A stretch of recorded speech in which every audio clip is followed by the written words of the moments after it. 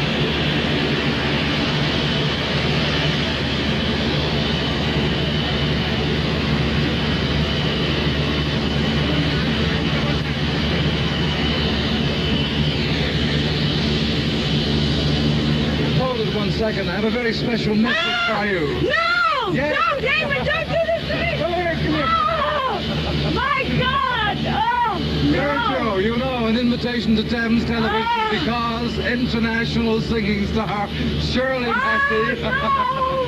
This is your life, and what fun it's going to be. Oh, you did this to me! Oh. Sergio, you know, we have all the transport arranged. As soon as you're through customs, we have so many surprises waiting for you. Oh, no. Sergio, oh, you did it. Oh, we've been watching the sky.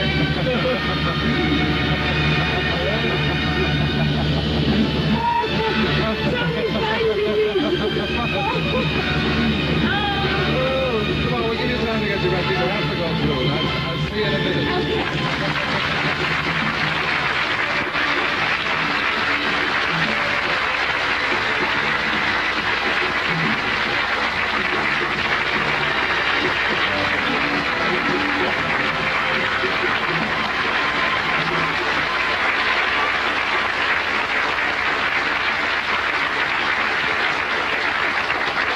Well, for 1 minute there, Shirley, I thought you were going to take flight back from Milan without an airplane. I nearly did. I tell you.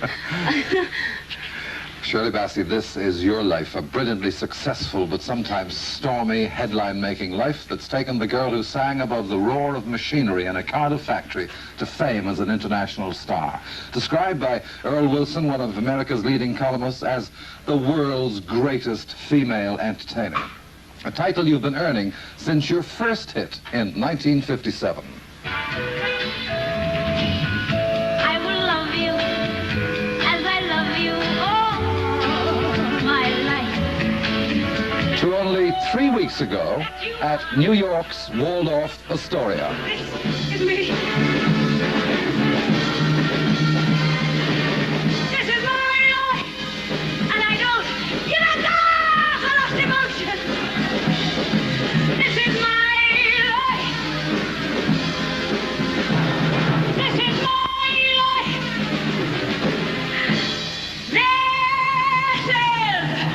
is my life.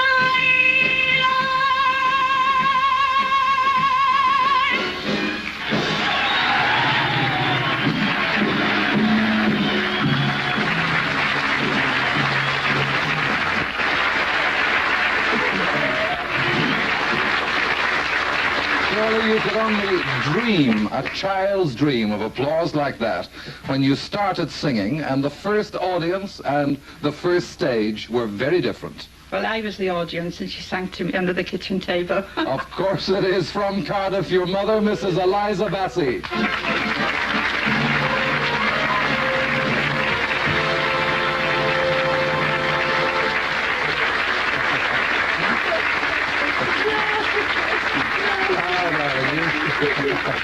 No, of course you didn't. You sit over there, Eliza, beside her. I didn't No. expect you, I remember.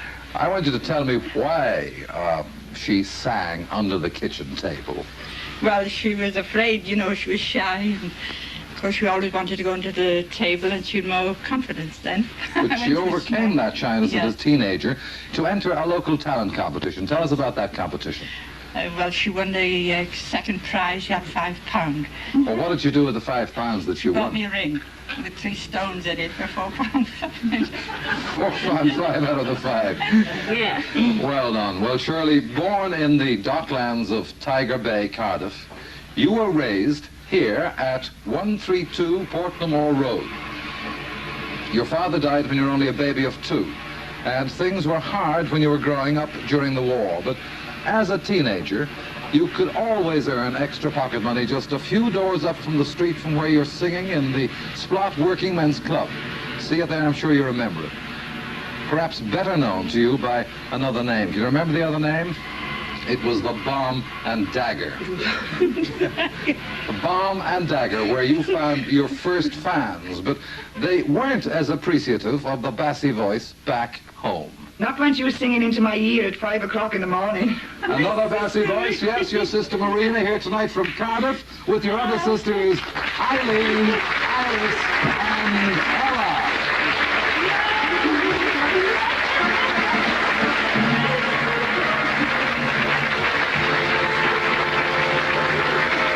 And your brother Henry. Now tell me, what song was she singing into your ear at 5 o'clock in the morning? I can't remember the title of the song, but it was just one big noise at that hour. So you weren't exactly a fan of hers then? No, you're right. What was the situation when this singing took place? Where were you all? Well, we were 3 of us in a bed together. And what was the battle for? Well, the middle of the bed. That was the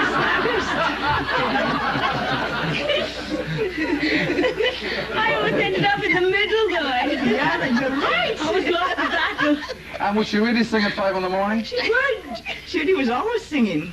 But Eileen, as a child, you had problems actually getting her to open her mouth. Yes, Eamon. But Shirley always had this habit, you know, twirling his bit of hair, sucking the thumb at the same time, and left it with a lisp.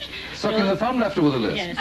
So when she sang "Kiss Me, Honey, Honey, Honey," it came out like "Kiss me, Honey, Honey, Kiss me." And Henry, how about you? You're Eileen's twin. How was it be to the only son in the house? Bloody murder.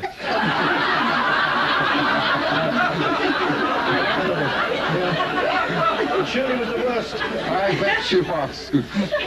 Well, Shirley, I know that your mum here had a tough time bringing up such a large family, but it was a very happy home, wasn't it? Yes, we were, yes, very happy.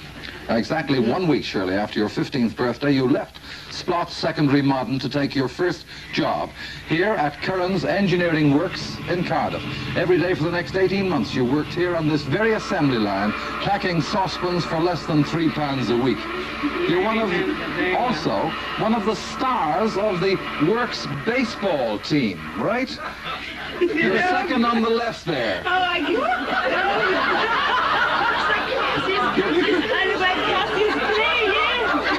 I tell you, your costumes have changed slightly now for your public appearances, haven't they? So is my facial expressions. And every Wednesday night you're off to the Factory Sports and Social Club for a sing-song with your workmates. And tonight we're taking you back to that club to meet again those friends you've never forgotten. And I know I've never forgotten you and the songs you sang. Played for you tonight, as she did then, Mrs. Dorothy Bennett, and sung by some of your friends still working at that same factory. Walking my baby back home. Hello, Shirley. Do you remember when we worked together and the day Miss O'Neill sent for me to ask you if you could keep your voice down? She didn't mind you singing, but not so loudly. I remember that, Josie. We used to work on the belt together. But still, Shirley, I didn't mind you singing. We all thought it was great. Now, you haven't seen that club for nearly 20 years, but you're going to meet those friends sitting in the top because they're here now. Come in. Dorothy Bennett, Terry Edwards, George and Nancy Llewellyn, and Josie Downey.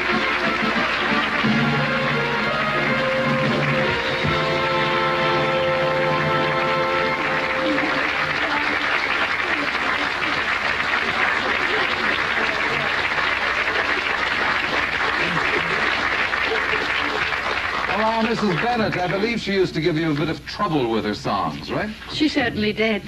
She used to say to me, don't play, Mrs. Bennett, because I'll sing out of tune.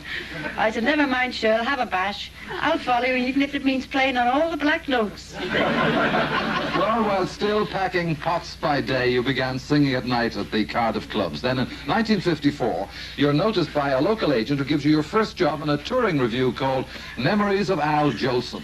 You leave the security of your home, and for the next 6 months, you tour with this revue. In that show, you sang a duet with a man you called Uncle Ed. And Uncle Ed is here tonight, comedian Eddie Reindeer.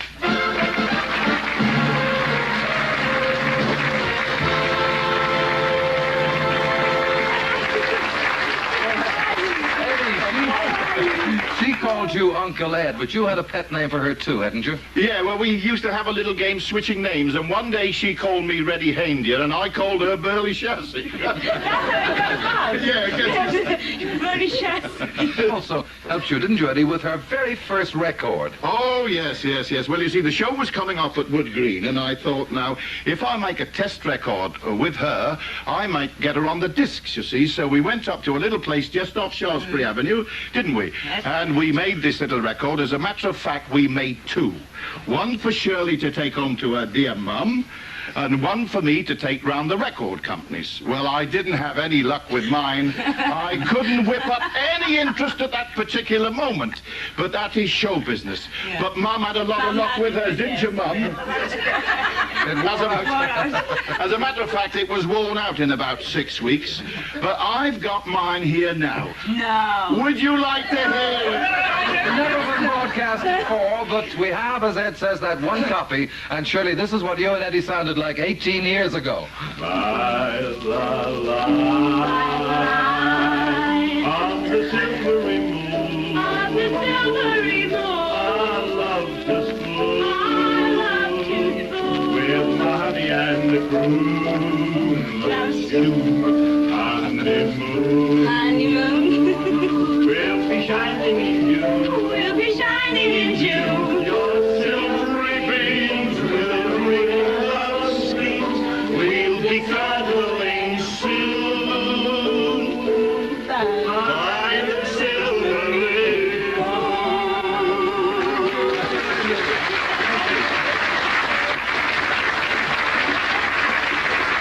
Well, Shirley, when the show with Eddie ends, you're out of work. It's a single ticket back home to your mum and to Cardiff, and there you take a job as a waitress. It looks as if your career is over before it really begins. Then one day, a telegram arrives inviting you to London for an audition at 5 o'clock in the afternoon of February the 14th, 1955. The audition was successful, and soon you're singing at a Mayfair night spot, the Astor Club. Now, one man who knows about that, who is at this moment in Spain, but just before he left, he told us about the call that he made to you, and here he is, Michael Sullivan. Hello, Eamon. Hello, Shirley. I want to recall the night at the Astor Club that Jack Hilton was there by accident. And as usual, you finished your cabaret act on Stormy Weather, and as usual, I got the shiver down my spine. But fortunately, he did that night, too.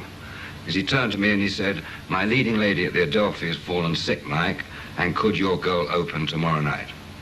I looked a little bewildered and said, well, sure. But I wasn't too sure whether he was serious. So I didn't tell you until the following morning. I then called at your hotel, and you were staggered like I was. We ran to the Adelphi. We went through all the rehearsals, which were long and strenuous. And if you remember, we were still rehearsing when the people were actually walking in the theater.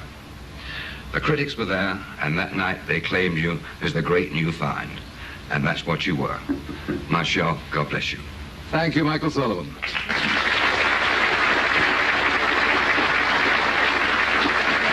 Well, it was a fantastic moment, and as Michael said, next morning the papers were hailing the birth of a new star. And you, Mrs. Bassey, received a very special telegram at home that day. Yes. She said, I want you all to come to London. She said, if you haven't got the money, she said, borrow it. She said, and I'll pay you when you come to London. Well, that was the result of the call you made following the telegram, and you all did go, and you were there at the Adelphi. And a few weeks later, at Shirley's first night when she starred at the Café de Paris. Now, that night, everyone wanted to come back to your small dressing room there, but you're only allowed 2, there was only room anyway, to have this picture taken here. You see it over there, a picture of your mother and the man you dedicated one of your songs to. A keen fan has been at many of your opening nights since, one of the stars of this year's Royal Variety Performance, top international entertainer, and he's here, Liberace.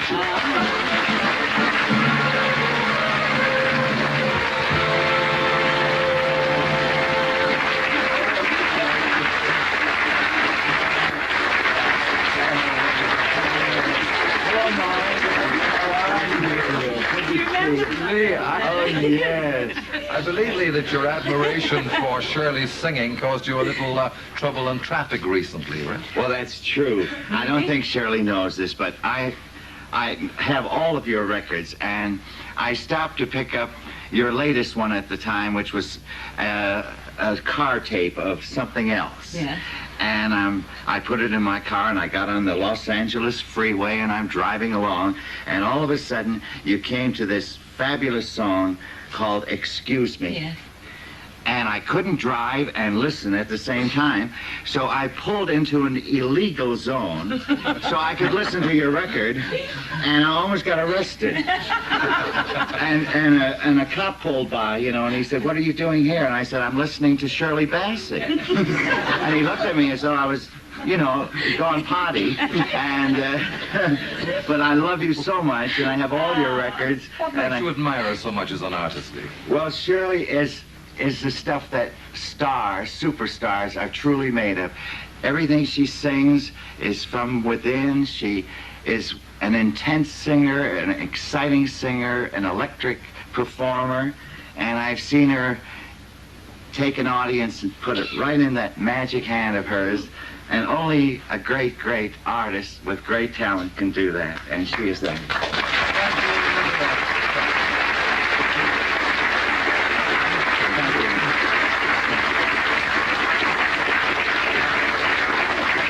Well, Shirley, it's impossible to stop you singing on stage or off. And one Christmas, when you decide to liven the party up with a song, you even bring your hostess in on the act. That hostess retired from stage nearly 20 years ago, but she's making a comeback for you tonight. A great variety star once billed as the voice of the stars. Your good friend, comedian, and impressionist, Florence Desmond.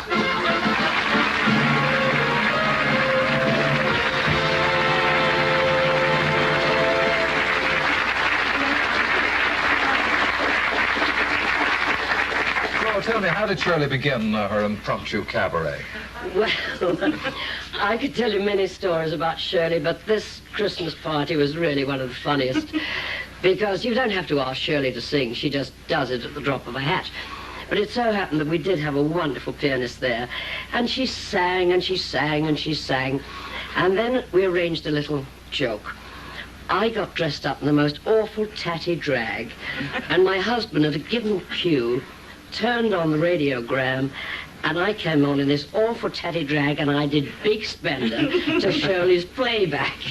Well, then later on in the evening, about 2 o'clock in the morning, Shirley fortunately took off her stiletto heels and got on the billiard table and did Big Spender to her own record. Then she asked me to join her, which I must say was an awful lot of fun, really, doing that. The two of you together? Yes, we did. It was kind of a funny double act.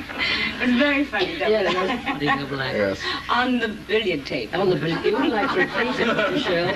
We haven't got a billiard table. I would like to repeat it. Well, do the billiard then. Yes, we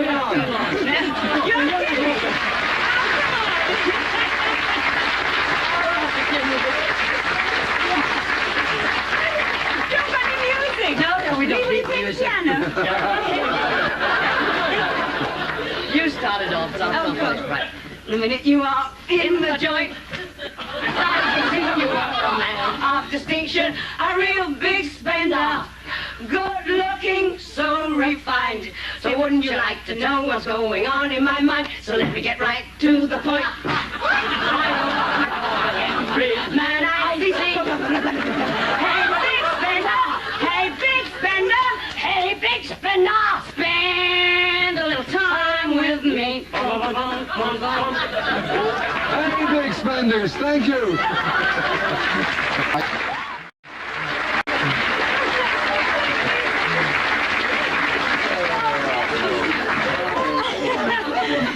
It was funnier than that at the time. Beautiful. We started this. Oh boy, Shirley, by the mid-60s you're a household name. You had great success in your career, but less so in your personal life. Sadly, in 1965, you were divorced from the man who for many years had been both husband and manager, the late Kenneth Hume. It's a tough time for you facing the world alone and your critics alone, until 2 years later when you re-meet the man who was by your side tonight, Sergio. Tell us how that re-meeting happened, will you? Well, I met her first in '62, and for 6 years we missed each other many times, tried to get together, never made it, until in '68 I was in Milan, and all of a sudden I pick up a paper and I read that Shirley Bassey is in Milan for some television. So I said, this time must be the one. So I called the hotel where she was staying, and finally, after 5-6 tries, I get her. So I say, hello, here is Sergio. She says, Sergio who? I said, Sergio Novak. Novak? Yes, I said, Venice, you remember? Venice? She says, Venice? No. The Excelsior, the Lido. So finally I mentioned the name of the person who introduced us. She says, Johnny Johnston. Oh, yes, yes, how are you? Very nice, well, fantastic. Well, says, well, how long is that? I'm leaving tomorrow. I said, leaving tomorrow. I said, my God. I said, oh, that stuff like. But anyway, he says, would you like to come for dinner? Oh, no, I'm exhausted. He says, I'm exhausted. I had the television. So I really thought this is it. So he says, but why don't you come over for a drink? So I said, all right. So, you know, I went over for the drink. Then we met the next week in Rome, and those dates were the first of many. And on the 12th of August, 1958, you marry in Las Vegas with your two daughters, Sharon and Samantha, as bridesmaids. Well, today you're settled in Switzerland, a center for your worldwide travel, and you're happiest when you're with your family. Your 8-year-old daughter Samantha and 5-year-old Mark, the boy you and Sergio hope soon to adopt.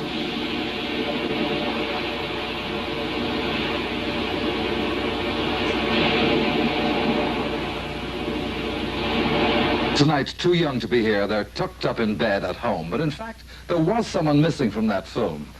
Your eldest daughter, Sharon, at boarding school near Geneva. But tonight she isn't. We've flown her here to share this moment with you. Sharon!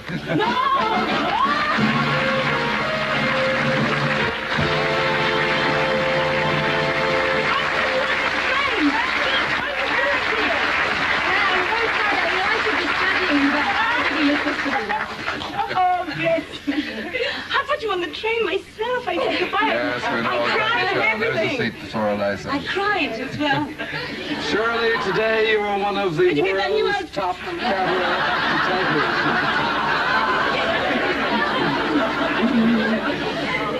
that's what we got when you were sleeping, baby. Things always don't go smoothly. One night in New York, Shirley, at the Waldorf Hotel, where you've just had such a great success, you're singing The Lady is a Tramp. On stage behind you, the orchestra is conducted by a man who, when you're partway through, hears you gasp. And when I turned round, I could see why she was gasping, and I gasped too. Yes, your musical director and good friend, Brian Fay.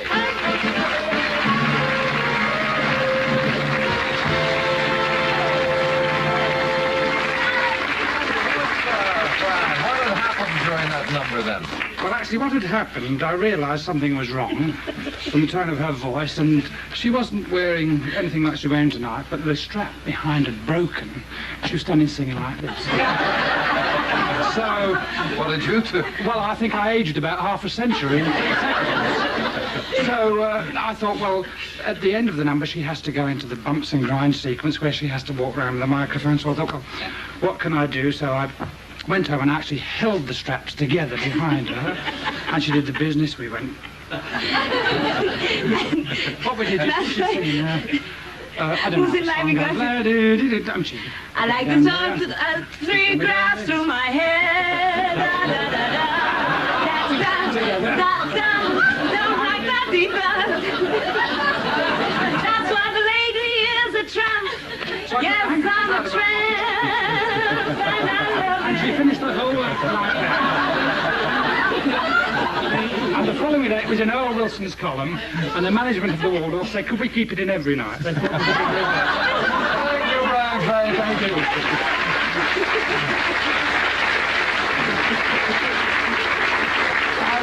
Shirley, wherever you go, you earn the respect and admiration of people who work with you, particularly the musicians. Now, one such musician who's on stage tonight in New York sends you his message. One of the world's most famous pianist-composers, Count Basie.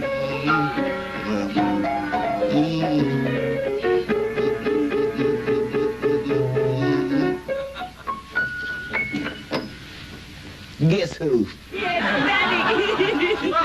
You know what? I'll tell you. Well, I'm here in New York at the Royal Box Americana, and I'm awfully sorry that I can't be there with you on your very special night, which is a very special night, which you so richly deserve. No, I can remember, Shirley, when we were together when you had your show, and the band and I were together with you, and it was such a ball doing the thing with you, and it was just great. You were just marvelous. And when I saw the show, we were all very excited and very wild about it. It was just great. And you know, it seems as though we've been missing each other all down the line, because we just missed you in Las Vegas, and we just barely missed you here in New York when you were at the Waldorf, and I got such wonderful news that you broke all existing records there. Very wonderful. So just one thing, just when are you going to give me another gig? Yeah. Thank you, Count Basie. We're not leaving America just yet. Stay watching that screen, because 700 miles further west in Milwaukee, there's someone who married and left your family home 25 years ago to live there. Yes, your sister, Grace. Hello, Eamon. Hello, Shirley. Eamon, I have something to tell you. Last Christmas, Shirley sent me a ticket to come to England so we could all be together the first time in 25 years. And by one day, we missed each other. So have a good time. God bless you. But you're not going to miss it this time, because for the first time in 25 years, all the Bassey clan are here for that reunion. Come in, Grace.